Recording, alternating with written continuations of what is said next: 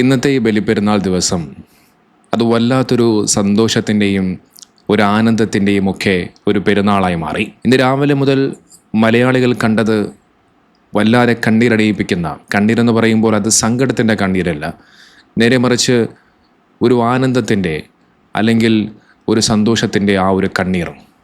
അതാണ് നാം എല്ലാവരും ഇന്ന് അനുഭവിച്ചത്. മലയാളികൾ ഒന്നടങ്കം ആഗ്രഹിച്ച ആ ഒരു നിമിഷം സംഭവിച്ചത് ഈ ഒരു പെരുന്നാളിലാകുമ്പോൾ ആ പെരുന്നാൾ ദിവസത്തിൻ്റെ സന്തോഷം അതിരട്ടിയായി മാറുകയാണ്. നിങ്ങളോട് പ്രത്യേകിച്ച് പറയേണ്ടതില്ല, നിങ്ങളെല്ലാവരും അറിഞ്ഞു കാണും, അബ്ദുറഹീം അങ്ങനെ നാട്ടിലേക്കെത്തി. നിങ്ങൾക്കറിയാം, 1-2 ദിവസങ്ങളിലായി അബ്ദുറഹീമിൻ്റെ വിഷയവുമായി ബന്ധപ്പെട്ടുകൊണ്ട് ഞാനൊരു വീഡിയോകളൊക്കെ ചെയ്തിരുന്നു. ആ സമയത്ത് ഞാനൊരു കാര്യം പറഞ്ഞിരുന്നു, ഈ ഒരു പെരുന്നാൾ ദിവസം തന്നെ അബ്ദുറഹീമിൻ്റെ നാട്ടിലേക്ക് എത്തിക്കൊണ്ട് തൻ്റെ പ്രിയപ്പെട്ട ഉമ്മയെ, തനിക്ക് വേണ്ടി ഒരുപാട് കരഞ്ഞ, തനിക്ക് വേണ്ടി ഒരുപാട് പ്രാർത്ഥിച്ച, കഷ്ടപ്പെട്ട തൻ്റെ പ്രിയപ്പെട്ട ഉമ്മയെ ചേർത്ത് പിടിച്ചുകൊണ്ട് നാട്ടിൽ പെരുന്നാൾ ആഘോഷിക്കാനുള്ള ആ ഒരു പ്രതീക്ഷ ഉണ്ടാകും, നാട്ടിൽ പെരുന്നാൾ ആഘോഷിക്കാൻ സാധിക്കുമെന്നൊക്കെ. ആ ഒരു പ്രതീക്ഷ എന്നോണം, ആളുകളുടെ പ്രാർത്ഥന എന്നോണം ഈ പെരുന്നാൾ ദിനത്തിൽ തന്നെ അബ്ദുറഹീമിൻ്റെ നാട്ടിലേക്ക് എത്തിക്കൊണ്ട് തൻ്റെ പ്രിയപ്പെട്ട ഉമ്മയെ കാണാൻ സാധിച്ചു. നമുക്ക് അബ്ദുറഹീം എയർപോർട്ടിലേക്ക് വന്നിറങ്ങുന്ന സമയത്ത് ആ സഹോദരൻ്റെ കണ്ണുകൾ നിറയുന്നുണ്ടായിരുന്നു. എങ്ങനെയാണ് കണ്ണുകൾ നിറയാതിരിക്കുക? കാരണം 1-2 വർഷങ്ങളല്ല, നമ്മൾ ആലോചിക്കണം, 20 വർഷം, ആ 20 വർഷക്കാലത്തോളം അദ്ദേഹം ജയിലിൽ കഴിഞ്ഞു എന്നുള്ളതാണ്. അതും ഇവിടെയല്ല, പ്രവാസ ലോകത്ത്. 24-ാമത്തെ വയസ്സിൽ ചെറുപ്പകാലത്താണ് അദ്ദേഹം ഗൾഫിലേക്ക് പ്രവാസിയായി ജോലിക്ക് പോകുന്നത്. തൻ്റെ വീട്ടിലെ കടങ്ങളും പ്രയാസങ്ങളും മാറ്റാൻ വേണ്ടി ഗൾഫിലേക്ക് പ്രവാസ ലോകത്തേക്ക് പോയ ആ ചെറുപ്പക്കാരൻ. പക്ഷെ അദ്ദേഹത്തിൻ്റെ ജീവിതത്തിലെ ചില സംഭവങ്ങൾ അദ്ദേഹത്തിനെ ജയിലിലാക്കുകയാണ്. 24-ാമത്തെ വയസ്സിൽ അബ്ദുറഹീം തിരിച്ചു വരുന്നത് 44-45-ാമത്തെ വയസ്സിലാണ്. അത്രത്തോളം മാറ്റങ്ങൾ അബ്ദുറഹീമിന് സംഭവിച്ചു കഴിഞ്ഞു. വർഷങ്ങളായുള്ള ആ ഒരു ജയിൽവാസത്തിന് ശേഷം ആ ഒരു ജയിലറയിൽ നിന്നും തൻ്റെ ജന്മനാട്ടിലേക്ക്, തൻ്റെ നാട്ടിലേക്ക് ആ വന്നിറങ്ങുന്ന ആ ഒരു നിമിഷം, അബ്ദുറഹീമിൻ്റെ മനസ്സിലുണ്ടാകുന്ന ആ ഒരു സന്തോഷം അത് ആർക്കും നിർവചിക്കാൻ പോലും കഴിയില്ല. അത്രമേൽ വലിയ സന്തോഷമായിരിക്കും അദ്ദേഹത്തിന്. അദ്ദേഹം വരുന്ന സമയത്ത് അദ്ദേഹത്തെ വരവേൽക്കാൻ വേണ്ടി നാട്ടുകാർ ഒന്നടങ്കം കൂടിയിരുന്നു. അദ്ദേഹത്തിൻ്റെ കുടുംബാംഗങ്ങൾ വീട്ടിൽ തടിച്ചുകൂടിയിരുന്നു. അദ്ദേഹത്തിൻ്റെ ദൃശ്യം പകർത്താൻ, അദ്ദേഹം സംസാരിക്കുന്ന കാര്യങ്ങൾ കേൾക്കാൻ വേണ്ടി പത്രവാർത്താ മാധ്യമങ്ങൾ തടിച്ചുകൂടിയിരുന്നു. വർഷങ്ങൾക്ക് ശേഷം തൻ്റെ ഓരോ പ്രിയപ്പെട്ടവരെയും കുടുംബക്കാരെയും ബന്ധുക്കളെയും എല്ലാം അവരെ ആദ്യമായി കാണുന്ന നിമിഷം, അവരെ ചേർത്ത് പിടിച്ച് ചുംബിക്കുന്ന നിമിഷം, കണ്ണീരോടുകൂടി എല്ലാവരും നമുക്കാർക്കും കാണാനാവില്ല. ഇതിലേറ്റവും പ്രധാനപ്പെട്ടത് ഫാത്തിമ ഉമ്മയാണ്. ഞാൻ പലപ്പോഴും ആ ഉമ്മയെക്കുറിച്ച് പറയാറുണ്ട്. ആ ഉമ്മയുടെ കണ്ണീർ, ആ ഉമ്മയുടെ ത്യാഗം, ആ ഉമ്മയുടെ പ്രാർത്ഥന ഒരുപക്ഷെ റഹീമിൻ്റെ ഈ ഒരു വിഷയത്തിൽ വലിയ രീതിയിൽ ഒരു ഊർജ്ജമായി മാറിയിട്ടുണ്ട്. നോക്കി, ലോകത്ത് മറ്റാരെല്ലാം തള്ളിക്കളഞ്ഞാലും ഒരു മാതാവിനൊരിക്കലും തൻ്റെ മകനെ അല്ലെങ്കിൽ മകളെ ഒരിക്കലും തള്ളിക്കളയാനാവില്ല. മാസങ്ങളോളം നൊന്ത് പ്രസവിച്ച ആ ഉമ്മയ്ക്ക് തൻ്റെ മക്കളെ എങ്ങനെയാണ് തള്ളിക്കളയാനാവുക? തൻ്റെ മകനെക്കുറിച്ച് ഓർത്ത് ആ ഉമ്മ കരയാത്ത കണ്ണീരില്ല, അനുഭവിക്കാത്ത പ്രയാസങ്ങളില്ല. ആ ഉമ്മയുടെ കണ്ണീര് കണ്ട് കേരളത്തിലെ എല്ലാ നാനാജാതി മത്സരായ മലയാളി സമൂഹം ഒരുമിച്ച് കൂടി ആ ഉമ്മയെ ചേർത്ത് പിടിച്ചു. തൻ്റെ മകനെ നാട്ടിലേക്ക് സുരക്ഷിതമായി ആ ഉമ്മയുടെ അരികിലേക്ക് എത്തിച്ചു. ഇതാണ് മലയാളികൾ എന്ന് പറയുന്നത്. അബ്ദുറഹീം, നിങ്ങൾ ഭാഗ്യം ചെയ്തവനാണ്.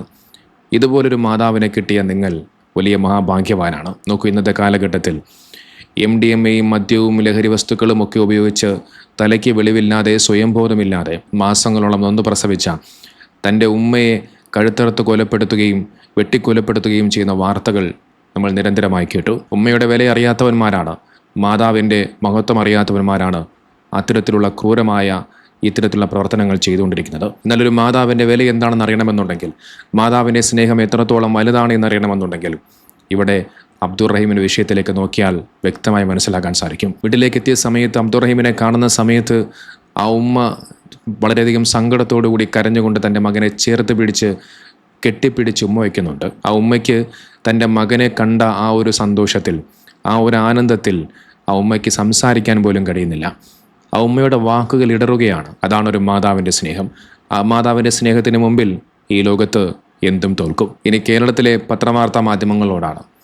ദയവ് ചെയ്ത് ഞാൻ നിങ്ങളുടെ ഒരു കാര്യം പറയാം. അബ്ദുറഹീമിൻ്റെ ഈ മോചനവുമായി ബന്ധപ്പെട്ട വിഷയത്തിൽ നിങ്ങളുടെ ഇടപെടലുകൾ, കേരളത്തിലെ പത്രവാർത്താ മാധ്യമങ്ങളുടെ ഇടപെടലുകൾ വലിയ രീതിയിലുള്ള നിർണായക പങ്ക് വഹിച്ചിട്ടുണ്ട് എന്നുള്ള കാര്യത്തിൽ ഒരു സംശയവുമില്ല. നിങ്ങൾ നിരന്തരമായി ഈ കാര്യങ്ങൾ ലോകത്തെ അറിയിക്കുകയും ഒക്കെ ചെയ്തിട്ടുണ്ട്.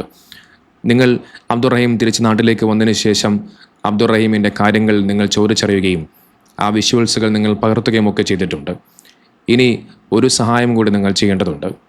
ദയവ് ചെയ്ത് ആ ചെറുപ്പക്കാരനെ ഇനി വെറുതെ വിടുക. വർഷങ്ങൾക്ക് ശേഷം തിരിച്ച് നാട്ടിലേക്ക് എത്തുന്ന ആ മകനും ഉമ്മയ്ക്കും കുടുംബക്കാർക്കുമൊക്കെ ഒരുപാട് കാര്യങ്ങൾ പറയാനുണ്ട്.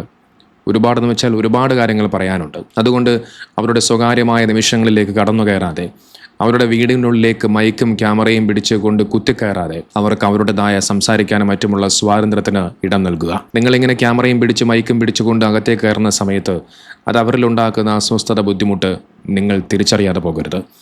ഇതോടൊപ്പം അബ്ദുറഹീമിനോടുകൂടി ഒരു കാര്യം പറയാം. താങ്കൾ 20 വർഷക്കാലമായി സൗദി ജയിലിൽ കഴിഞ്ഞു. ഈ കേരളത്തിൽ ഇപ്പോഴുള്ള ഈ ഒരു അന്തരീക്ഷം അല്ലെങ്കിൽ ഒരു അവസ്ഥ എന്താണ് എന്നുള്ളതിനെക്കുറിച്ച് ഒരുപക്ഷെ താങ്കൾക്ക് ബോധ്യമില്ലായിരിക്കാം. 20 വർഷം മുമ്പ് പോയ ഒരു കേരളം പോലെയല്ല ഇന്നത്തെ കേരളം എന്ന് പറയുന്നത്. ഒരുപാട് മാറ്റങ്ങൾ സംഭവിച്ചു കഴിഞ്ഞു. സമൂഹ മാധ്യമങ്ങളിലും മറ്റുമൊക്കെ എവിടെയും വർഗീയതയും വിദ്വേഷവും ഒക്കെയാണ്. അതിൽ കൂടുതൽ മുസ്ലിമീങ്ങൾക്കെതിരെയാണ് വർഗീയതയും വിദ്വേഷവും പ്രചരിപ്പിച്ചുകൊണ്ടിരിക്കുന്നത്. താങ്കൾ ജയിലിൽ കഴിഞ്ഞ സമയത്ത് പോലും താങ്കളുടെ മതം നോക്കി, താങ്കളുടെ പേര് നോക്കി അതിലും വർഗീയത കണ്ടെത്തിയ ആളുകൾ ഈ കേരളത്തിലുണ്ട്.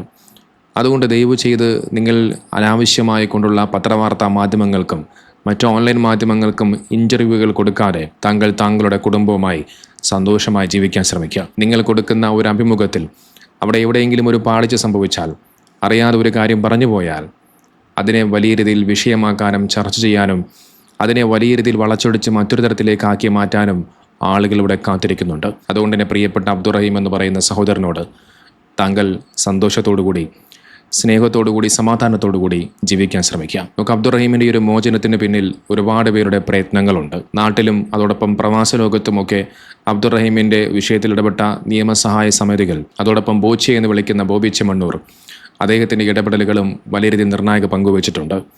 അദ്ദേഹം 1 കോടിയോളം രൂപ കൊടുത്തും അതോടൊപ്പം പൈസ സമാഹരിക്കാനും വേണ്ടി അദ്ദേഹം മുന്നിട്ടിറങ്ങിയത് നമ്മളെല്ലാവരും കണ്ടതാണ്. അതോടൊപ്പം സാമ്പത്തികമായി സഹായിച്ച ഒരുപാട് മനുഷ്യർ, അതോടൊപ്പം ഈ ഒരു വിഷയത്തെ മറ്റുള്ളവരിലേക്ക് എത്തിച്ച ഒരുപാട് യൂട്യൂബർമാർ, കണ്ടൻറ് ക്രിയേറ്റർമാർ, ഇൻഫ്ലുവൻസർമാർ, അങ്ങനെ ഒരുപാട് പേർ, അങ്ങനെ ഒരു കൂട്ടം ആളുകളുടെ നിരന്തരമായ പരിശ്രമം. ആ പരിശ്രമത്തിൻ്റെ ഫലമാണ് ഈ ബലിപ്പെരുന്നാൾ ദിവസത്തിൽ നാം എല്ലാവരും കണ്ടത്. ഞാൻ ബോബി ചെമ്മണ്ണൂരിൻ്റെ ഒരു പ്രസ്താവന കാണുകയുണ്ടായി. അദ്ദേഹം പറയുന്നുണ്ട്, തൻ്റെ സ്വർണ്ണക്കടയിൽ അബ്ദുറഹീമിന് ഒരു ജോലി നൽകുകയും അതോടൊപ്പം അദ്ദേഹത്തിനെ ഒരു കല്യാണം കഴിപ്പിച്ച് കൊടുക്കും എന്നൊക്കെയുള്ള കുറേ കാര്യങ്ങൾ പറയുന്നുണ്ട്. ഏതായാലും ആ സഹോദരൻ്റെ ജീവിതത്തിൽ ഇനിയെല്ലാം നല്ലതായി വരട്ടെ. കാരണം അത്രത്തോളം ആ സഹോദരൻ പ്രയാസം അനുഭവിച്ചിട്ടുണ്ട്. ആ പ്രയാസങ്ങൾക്കും ബുദ്ധിമുട്ടുകൾക്കും പകരമെന്നോണം ഇനിയുള്ള ദിവസങ്ങൾ സന്തോഷത്തിൻ്റെയും ആനന്ദത്തിൻ്റെയും ഐശ്വര്യത്തിൻ്റെയും ദിനങ്ങളായി മാറട്ടെ.